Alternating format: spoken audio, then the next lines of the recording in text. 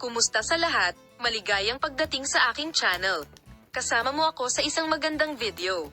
Ang master actor na si Enjan Ecurek ay nabigla sa mundo ng magazine sa mga magagandang pahayag na ginawa niya kamakailan.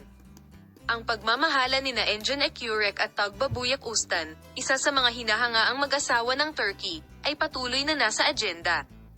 Gayunpaman, sa kamakailang mga pahayag, ang mga hindi pangkaraniwang detalye tungkol sa relasyon ng mag-asawa ay lumalabas. Bago nagpakasal si Enjan Ecurek kay Tagba, walang relasyon sa pagitan namin. Hindi kami nagkaroon ng pakikipagtalik bago ang kasal. Ang sikat na aktor na si Enjan Ecurek ay nagulat sa lahat sa nakakagulat na pahayag na ginawa niya sa kanyang huling panayam. Sinabi ni Enjan Ecurek na siya at si Tagbabuyak Ustan ay hindi nagkaroon ng pakikipagtalik bago ang kasal. Ang pahayag na ito ay may malaking epekto sa ating mundo at nagbangon ng maraming katanungan tungkol sa relasyon ng mag-asawa.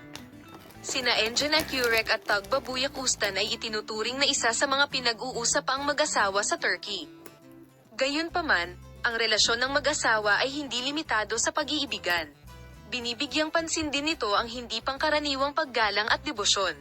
Sa mga pinakahuling pahayag ni Enjan Ecurek, muling naging malinaw kung gaano kakaiba at pambihira ang relasyon ng mag-asawa. Ang relasyon sa pagitan nina Enjan Ecurek at Tagbabuyak Ustan ay nakakuha ng atensyon ng media mula sa simula. Ang relasyon sa pagitan nina Enjan Ecurek at Tagbabuyak Ustan ay nakakuha ng atensyon ng media mula sa simula.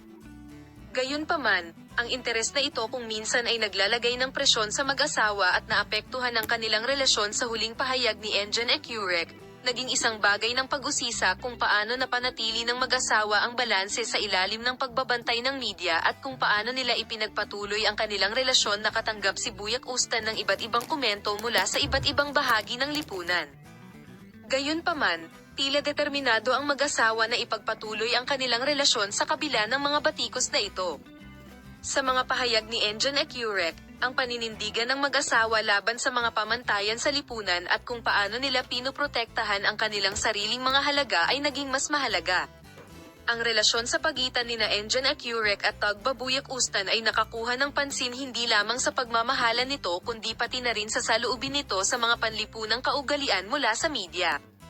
Paalam sa mga sumusubaybay sa amin para sa mga post nina Enjan Ecurek at Tagbabuyak Ustan.